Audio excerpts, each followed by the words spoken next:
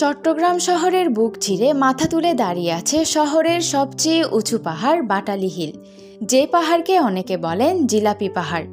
Tiger pass থেকে শুরু হয় এক আঁকাবাঁকা পথ, যেন জিলাপির মতো পাক খেয়ে নিয়ে যায় আপনাকে সবুজের গভীরে।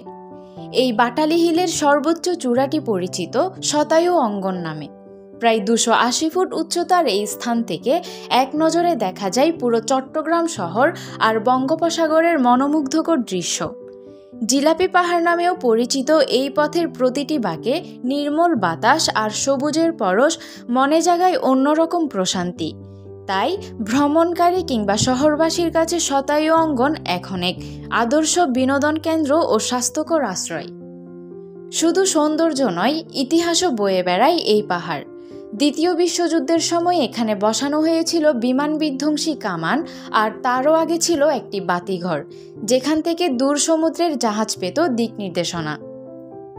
2003 থেকে 2005 সালের মধ্যে বাংলাদেশ পুলিশের উদ্যোগে এখানে রোপণ করা হয়েছিল 12,500-এরও বেশি গাছ।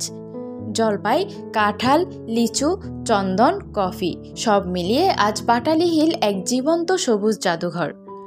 সূর্য যখন ধীরে ধীরে ডুবে যায় বঙ্গোপসাগরের কোলে, তখন এই পাহাড়ে দাঁড়িয়ে মনে হয় শহরের কোলাহল থেকে যেন অনেক দূরে শুধু প্রকৃতির নীরব সঙ্গই সত্যিকারের প্রশান্তি।